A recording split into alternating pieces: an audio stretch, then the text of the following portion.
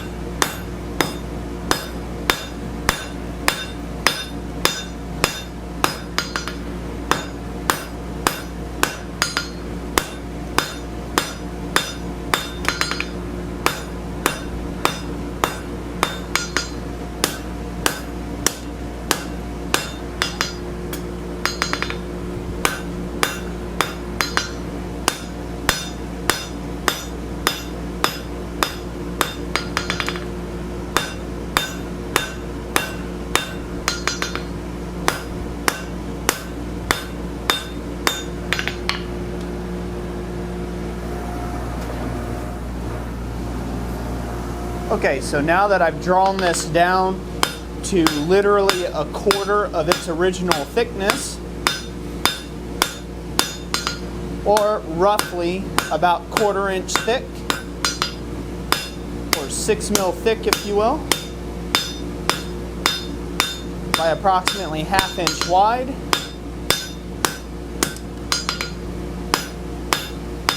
and about 50 mil long, or 2 inch long, I'm almost ready to cut that off the bar stock. But now before I do that, even though I've got this down to where I want it now, before I do that, I need to make my other end what I want it to be. So this, I've got to take and chomp in, leave enough material to draw out a tenon on the other end. That's going to be my striking plate. And So in order to do that, I need to switch up tongs yet again. I'm going to switch to some of these little 3/4 flat stock tongs, bolt jaws, and now I need to take and draw down a tenon. You draw down a tenon off of this and leave enough material there to create my strike block. So I'll put that back in the fire. Get it nice, good and hot. I don't like to leave my tongs lay in the fire with the steel, so we won't do that. And now we need to switch up, and I need to put in a butcher tool or a guillotine tool, if you will, that has guillotine dies. So I'll move the camera and I'll be right back with you. So I'm going to come down the shank just enough to make sure that I leave enough from my head there. I'm going to do about a 1/2 inch of material, or 12.5 mil. Turn it up on the corner. And this is a guillotine, or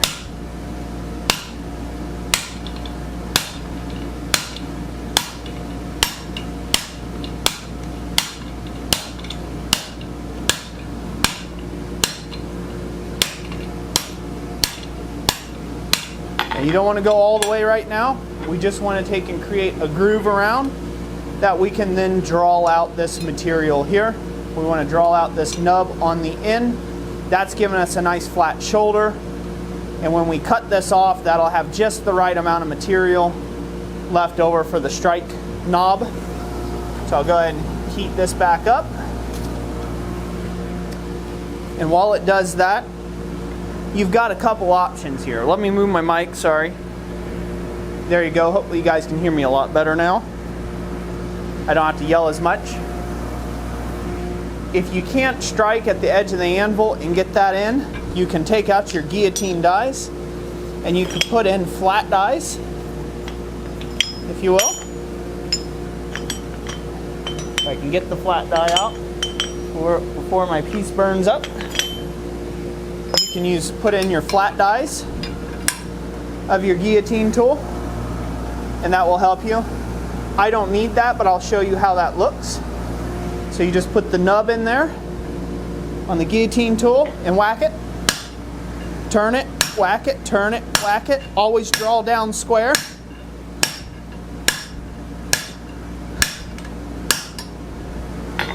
And work it back into that shoulder.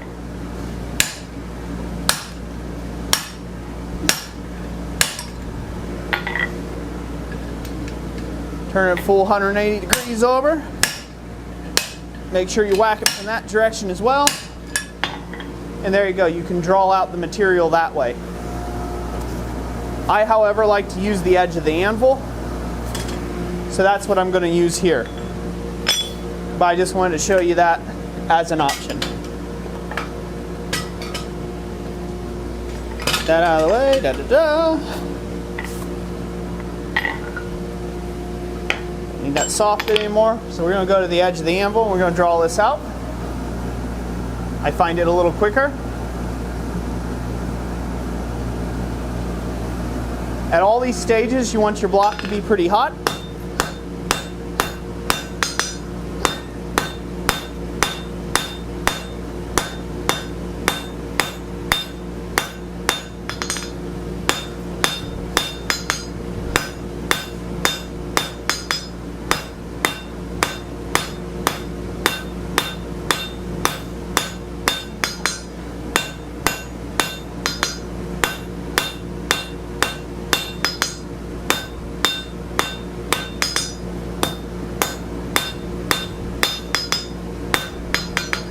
Now, it is my suggestion, if you're not doing a challenge where you're trying to do some sort of thing where you're using skimpy amounts of material or you don't have a lot of material, it is my suggestion for you to just go ahead and get longer lengths of material and draw out a piece, cut it off, so on and so forth. The smaller the piece is, the harder it is to work with and keep accurate. So working on the end of a 3/4 bar, drawing out a thing like that, if you screw something up, cut it off, throw it away, draw out another tenon, there's no harm done.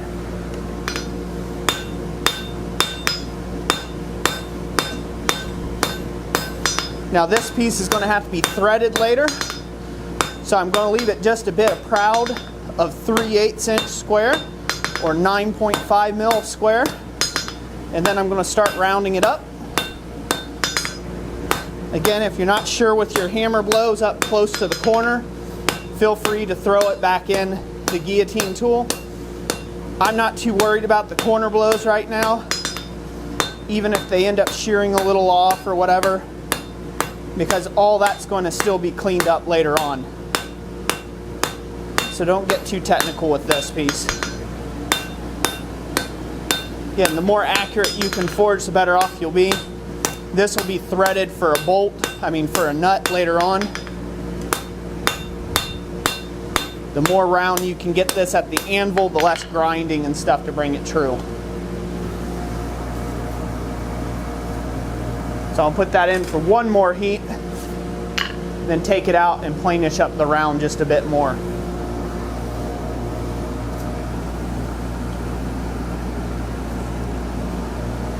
Then we'll be ready to cut off the other half.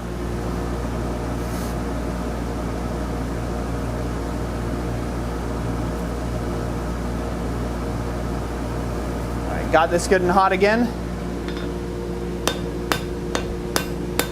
I'll work right in close to that joint right at the corner and make sure I work out some of that unevenness. And I got a little bit of thickness right there at the tip I'm going to work out. We want this to be mostly straight if we can. Again, we're going to end up filing this thing completely round, or we're going to grind it completely round to prepare it for threading.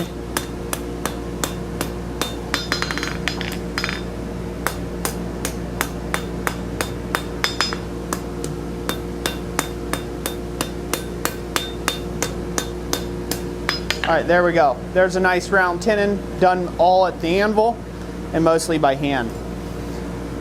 So now the piece that we're going to be working on is we're going to be working on this other edge here. We've got a good amount of material here for heading this striking plate. That's good. This piece here is going to have to get bent around, but we're going to want to do some decorative chasing with it while we still got a handle. We want to do that while we still got a handle on this thing. So we'll stick it back in the fire. And while that comes up to heat,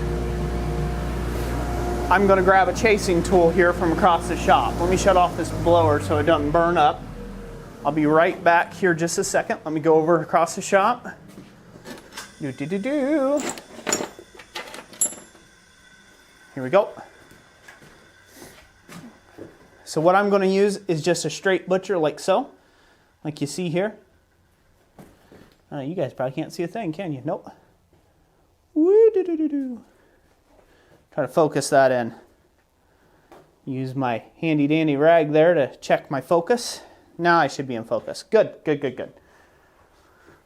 So I'm going to chase some lines in it to leave the center of it kind of crown.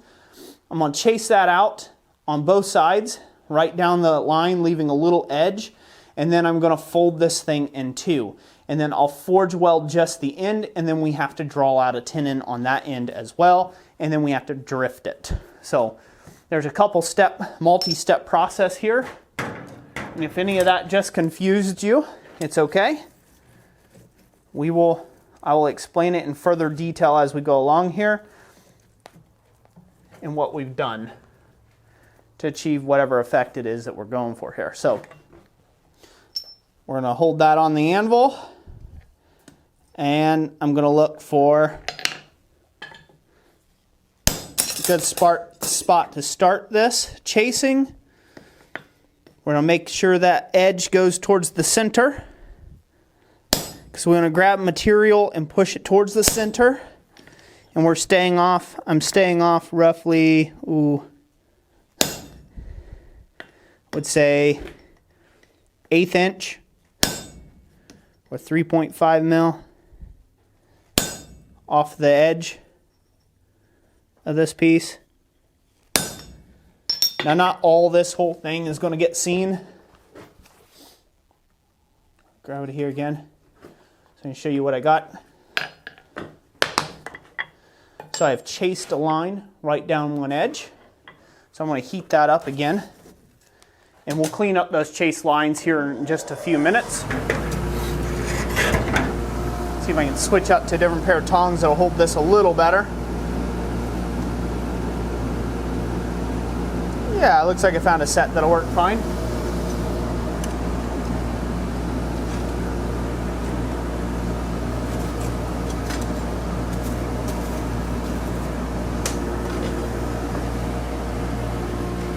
All right.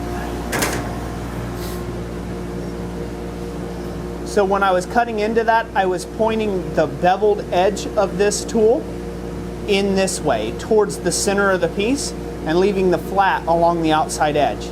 When I go to the other side, it's going to go the opposite way. So I'm going to come back through and clean this up a little bit on the one side. Make sure my bevels face the right way.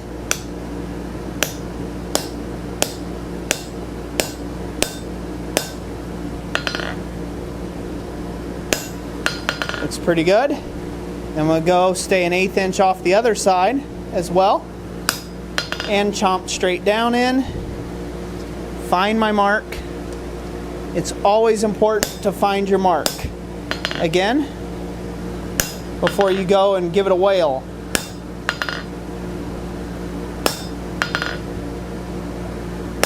I'll chase a good bit in at this heat just because I want to get moving on here at the project. Now I'll come back through and clean all this up hot, but you guys can see how this looks now.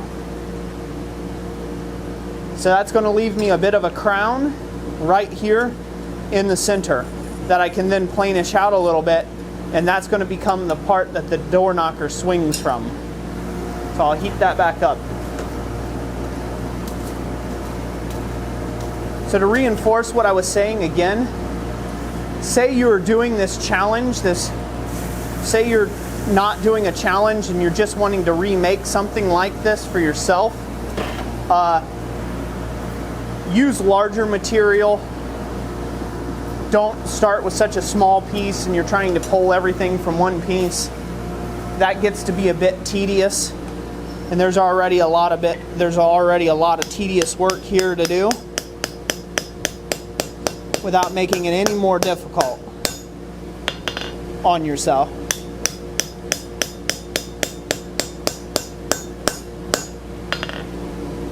Coming through the other side.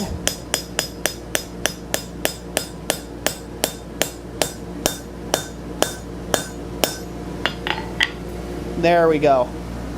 All right, cool. Keep that chasing tool cool if you can. Alright, so there you see it. There's a chase line.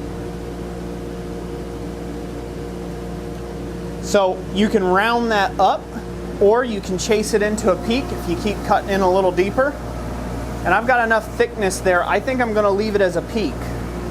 So I'm going to chase this line in a little bit deeper until those two peaks meet in the center, so we got a pointed peak. I think that's going to look pretty good. Again, this is very inspired of like Tom Latané, a Tom Latané-esque design. And he's done a very similar ring latch kind of thing / door knocker based off of a Norwegian style like church or something, off a cathedral type door knocker. If you haven't checked out Tom Latané, he's a master smith that I have been studying under for a number of years now. And he is a wonderful, wonderful teacher, mentor, and friend of mine. If you have any questions about this type of ironwork, he is the guy that you want to talk to.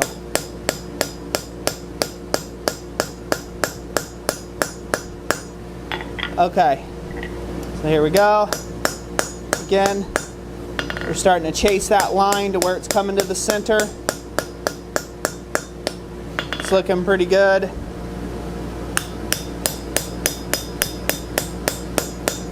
I'm kind of tilting my hammer back ever so slightly to get it come up into that corner. Just like you see it there. So that's good to go. So now at this stage, these two can be parted ways. You could take and cut this piece off. You can bend it however you like. While this is still on the bar, I'm going to go ahead and bend it. I'm going to take this and I'm just going to bend it around in a loop. That way this can be welded more easily. I will cut it off the bar and grab the hoop, and then we'll be able to forge weld that up.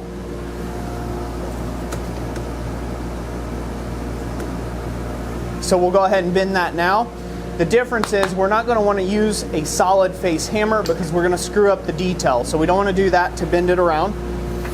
We want to use a wooden mallet if we can. I've got a smaller wooden mallet here that might work. It may not put enough wampum on it, so we'll have to see how that works.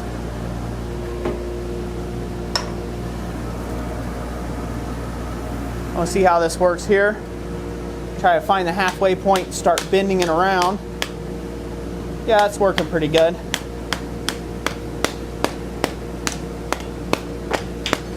And that fell apart. I knew that was going to happen, so we'll flip that over. That thing was on its last legs, but I figure it wasn't too hard to try at least. Okay, so we've got that around. Hopefully you guys can see how that's kind of creating this nice little three-knuckle deal. It's a nice collar.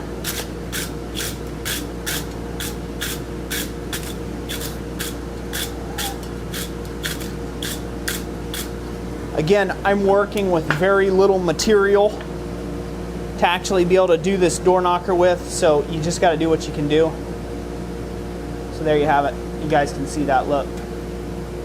That's what the front of the door knocker will look like, you know, what it's hanging from. So now I'll heat that back up a bit more. And we will drive that piece down a bit further. So we'll drive that bit down in there a little bit further, and then I can cut it off the bar and we'll be good to go. And then all I've got to do is forge weld that end. But before we forge weld the end, we're going to stick a pin in it. Whether it be a 3/8 pin, you can choose what type of pin you want. I suggest 3/8 inch thick. We're going to stick a pin through there and close it down on that pin. So this is getting good and hot. I'm going to go find my 3/8 pin and I'll be right back with you.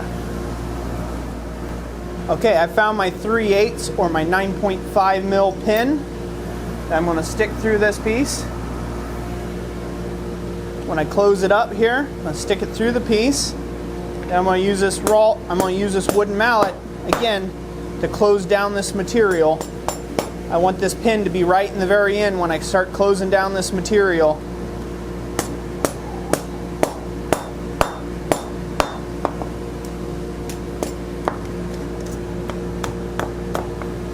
Make sure it's right down at the bottom. That's where we want it, right at the bottom.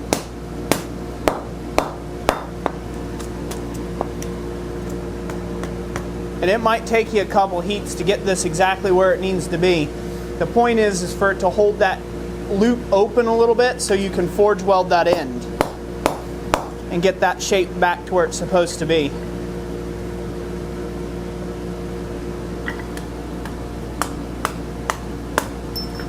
Now, as I've said before, this is not optimum conditions. If I was doing this, I would have more than enough material if I had enough length in material to work with.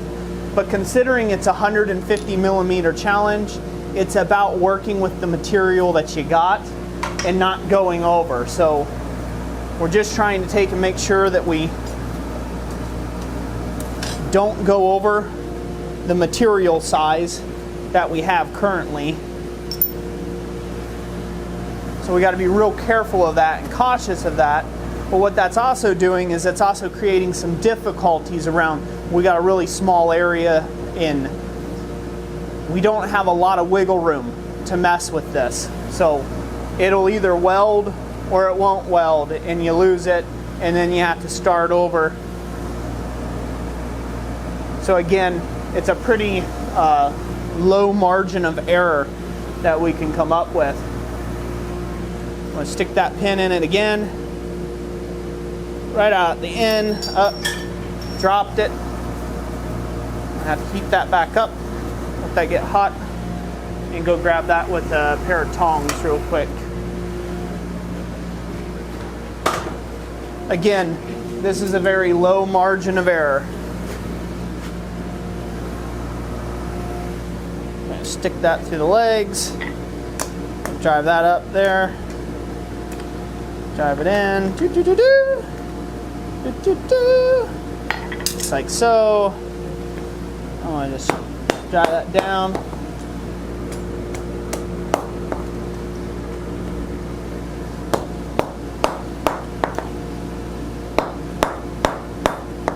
Again, this wouldn't be so particular if it wasn't for that. All right, so there we have it. That's together like that. We'll go ahead and drive out the pin again. And I'll go ahead and clean this up.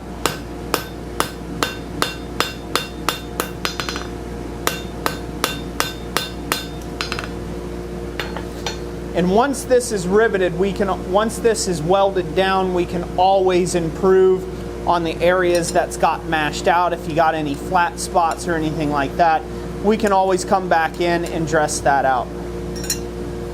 So now that I've got that accomplished, what I'm going to do, which it actually got a little bent on the shank here, I'm going to cut this off camera. I'm going to get it cut off. Is my goal here, and then I'll be right back with you all after I get this cut off. Once this is cooled down, we'll get it cut off and we'll weld up that portion there and draw out the tenon. Okay, we've got this piece good and hot. I'm going to come out,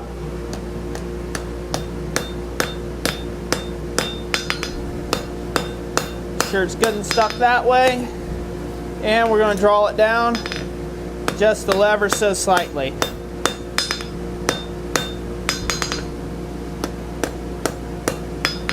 So it's welded. So we're going to go ahead and heat it back up. Again, I'm working with just the absolute minutia of material here. We're working with the absolute minutia of material. I would love to have a piece that's maybe 2 inches longer than this, or 50 mil longer than this. Hopefully you guys can see this fine. Have this sitting up here. See if you guys can see what I'm doing here. Yeah, it should be a little bit better. Okay, got some little cracklers starting. And again, oi, oi, oi. It's all about being able to find a grip on this piece and not wrecking the detail. We want to be cautious about hammering this on too much. We'll go ahead and heat that piece back up.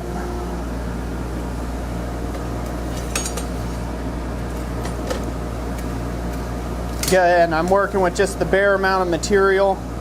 You really want about double, if not triple the amount of material here if you're doing this on your own. That would be more beneficial than trying to work with this.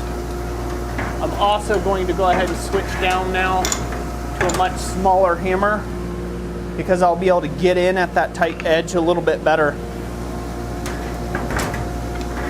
I'm just switching over here for a second because I'll be able to get in there a little tighter on it. That's what we need to do to draw down that tenon.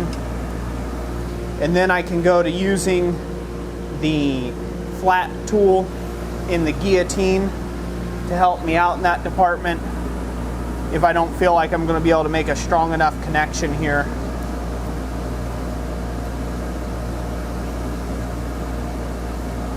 We don't want to grip it by the detail. We want to grip it on the sides, so that's another little problem there. If you grip it by the details or you grip it too hard, you're going to smush your details, right?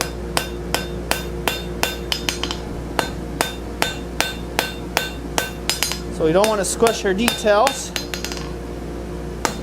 We do want to draw out our little tenon here. It's going to go against the doorway.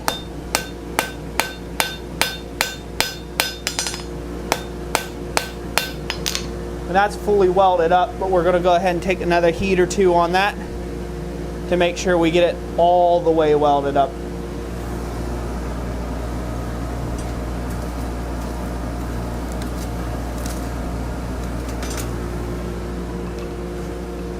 And then we'll draw that down. And again, that'll just be a bolt that'll go through the door, and then you can just tighten it up on the piece, on the door itself. Depending on how thick your standard door is, most household doors are like 1 3/4 inches thick, so you might have to draw this out a little bit. Again, there's not a lot of material here, but since this is a display piece, it'll be fine for display. Ideally, again, you'd want double this material.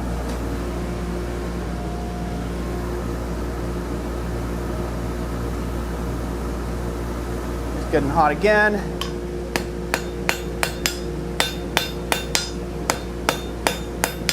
Start hammering on the corners and just giving it a little bit of roundedness. Just help push the whole thing together to make sure it doesn't delam at any point.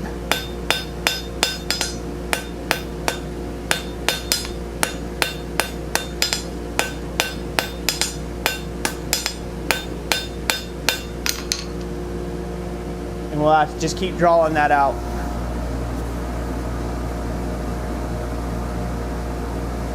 Another option, if you don't have enough material here, you can make this like a giant nail. So you can draw out that tip till you got a really nice nail point, and it can be driven through the door and then clinched on the other side of the door. That is also another possibility.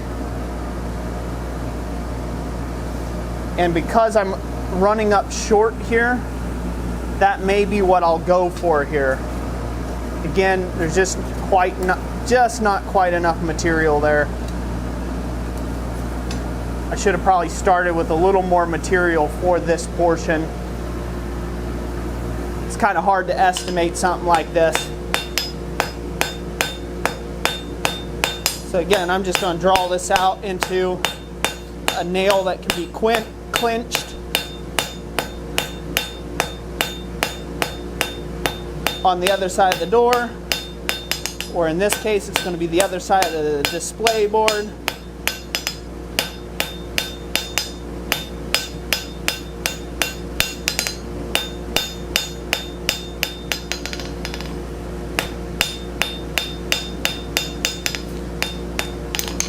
So it's got that pretty nice.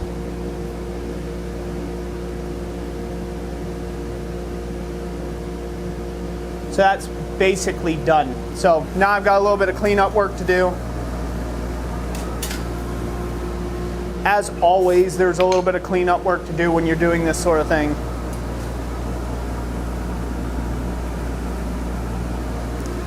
I'm gonna get that tip kind of hot.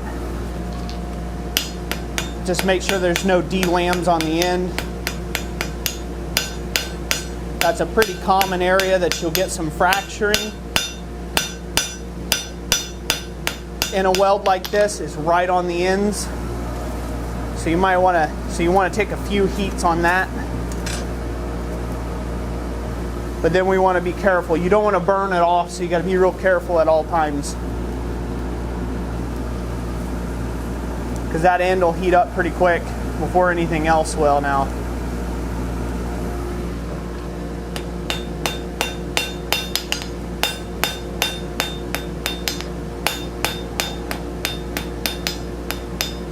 Okay, we ain't got no delams there. We've got that done.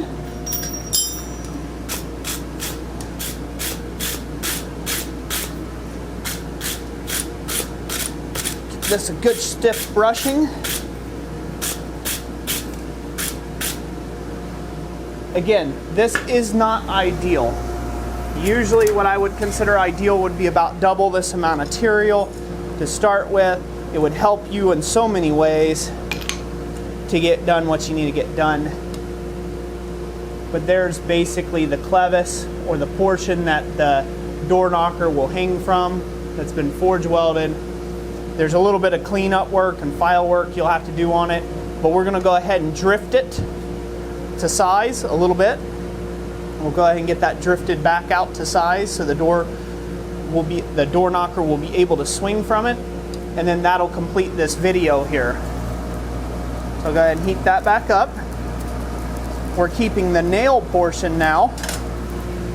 We're keeping the nail portion out of the fire, and we're just trying to heat up the little knocker in, so this way we can drift it with our drift pin. Find that there. Excuse me, hopefully I'm still plugged in. So we're going to drift our little drift pin through there. And this isn't just nothing but to try to tidy things up. Like I said, we'll have to get in there with a file and some planishing tools and do a little bit of cold work for the finish work on this piece. But as forged, this is pretty good. This is decent. It's exceeding my expectations so far, so I'm happy about that. Again, this is very minutiae amount of material to work with. So anytime you can get any of this to work out okay is awesome. You stick that there, and hammer straight down through. Sorry guys, I know you can't see there.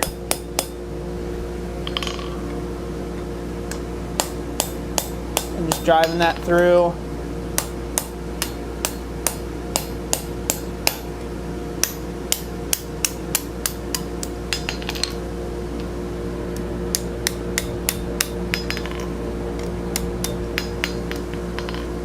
So you guys see that weld open up at that top of the seam, because we really didn't work that all the way through. That's going to be kind of normal too as well. You know, again, you can't hit that detail any, and unless you have a swedge block that can be formed in, it's not going to help you out either. So we got that drifted through. We're going to have a little bit of cleanup work and detailing to do, but I can do that later. Let's go ahead and move on to our last part. Like I said, I got a little bit of straightening up, a little bit of cleanup work to do on that portion of it. I'm going to heat it back up one more time, give it a little straighten and a brush, and we'll move on to our other part, which is our bolt. It's over here in the vise. Let me grab it. So now we just need to take and form our bolt. Our decorative bolt. As you can see, I definitely have enough material there. So there's some things I could have done there differently. And again, we're going to come in here, kind of hammer this back together a bit.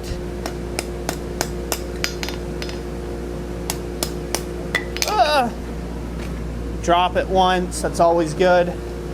See, even professionals drop stuff.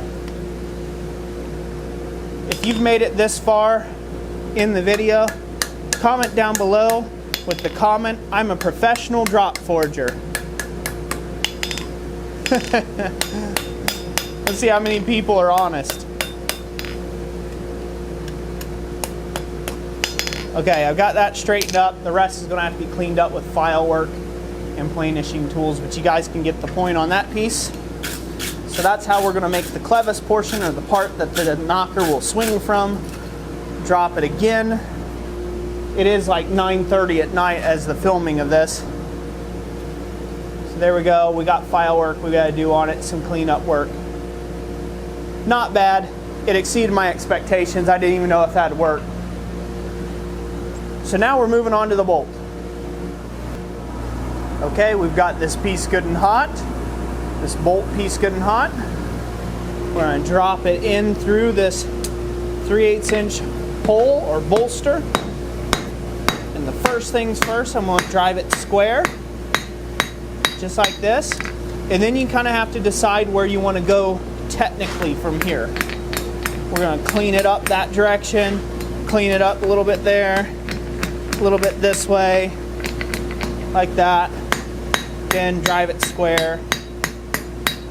And now we're going to want to take and tell how we're going to end up making this piece. So I'm going to go ahead, and while I'm here, I'm going to go ahead and forge just a bit more square, just to clean it up.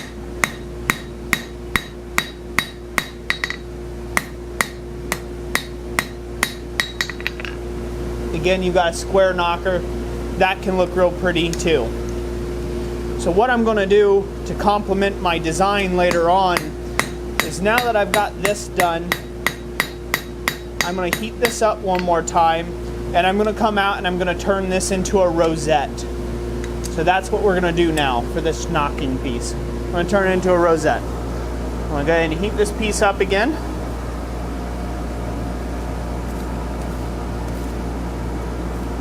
As that, we'll get that set in the fire. And now I'll go grab my round ball tools. Grab these over here. So if you guys can't see this, it's off camera, I know.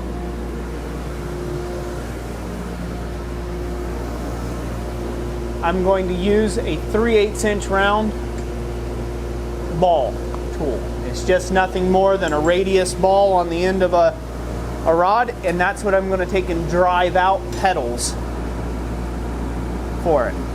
And this is going to be the main motif of my design. So we're going to stick it down in here. These first couple heats, you don't need them to be super gangbusters hot. You just want to make sure that it's in nice and square, and you hit the tool, get the accuracy of where you want your tool placement. So I want to come in just from the edge of the material and then angle out like I'm pointing down. Then we'll go directly catty corner to that and hammer on this tool again. Again, angle out and down. And again, we're just trying to get this set up for future heats. Going over to the other corner.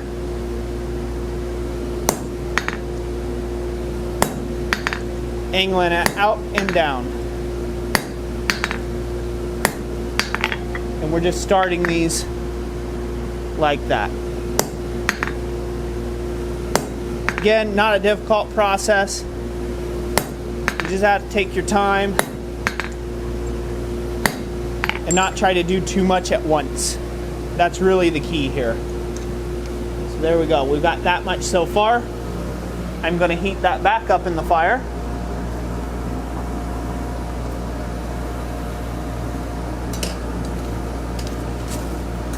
And we'll go at it again.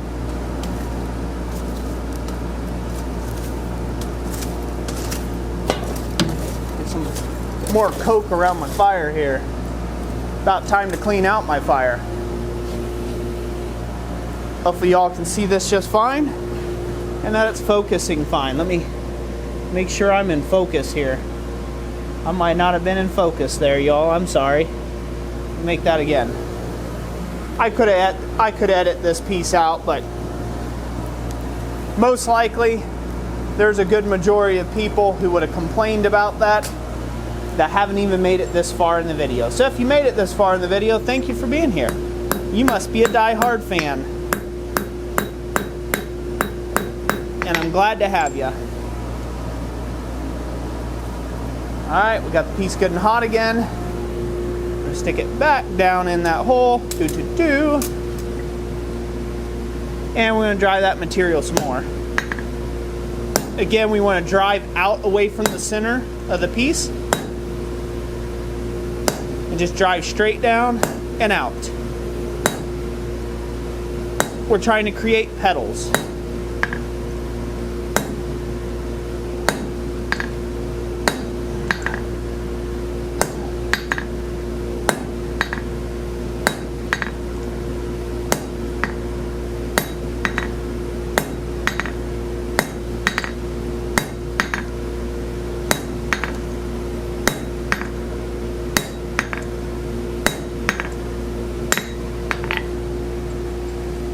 That's good enough for now. We'll take another heat on that.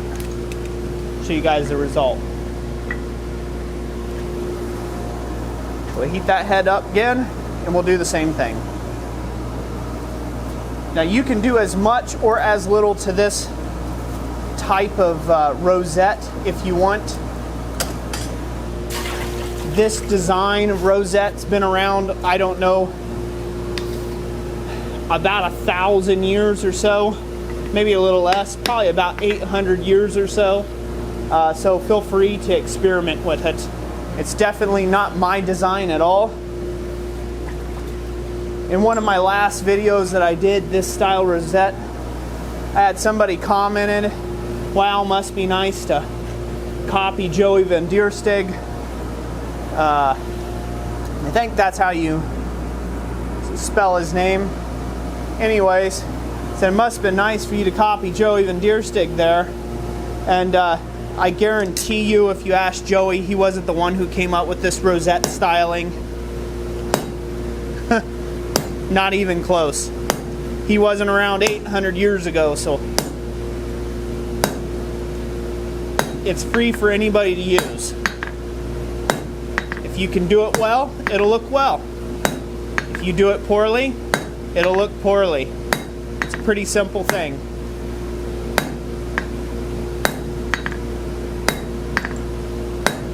And that's as far as I want to go with that. That's good enough for my taste. The more you angle it out and down, now we get that nice clove. So that is the strike plate. Let's go back over the anvil and we'll clean this up a bit and get a better look. Okay, so here we have it. I've got this thing brought up to real nice heat. I'm going to use my brush to kind of straighten her up a bit. Use my wooden mallet to straighten out any inconsistencies here. It's a little unsquare. Anytime you work this shank back and forth, it's going to get a little out of tune, out of square. That's okay, don't worry about that.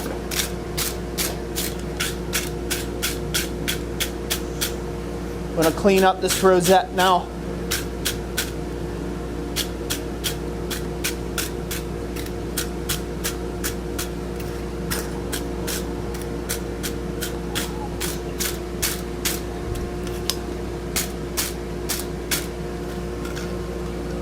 And there you have it. So again, I'll have a little bit of cleanup work to do on this, file work. I'll have to tap it the whole bit and make a nut for it. But that's it for this series. So far, this is part 1. Again, we'll finish all these, I think, probably in a part 3 series, because this is higher skill level stuff, so it just takes more video parts. I know that's not fun for anybody. I know the Alex Steele jokes and memes are a-coming, but again, it just takes some time to take and do good work, so we don't want to rush it, especially after putting all this effort into it. So in part 2, we will be forging out the 100 mil section or the 4-inch section, if you will, into the ring portion. So make sure you check that video out. As soon as it's posted, it'll be up in the cards up here, and it'll also be linked up at the end of this video.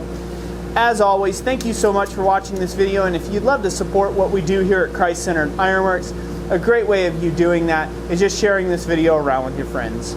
That's it for today. God bless you, and thank you for watching.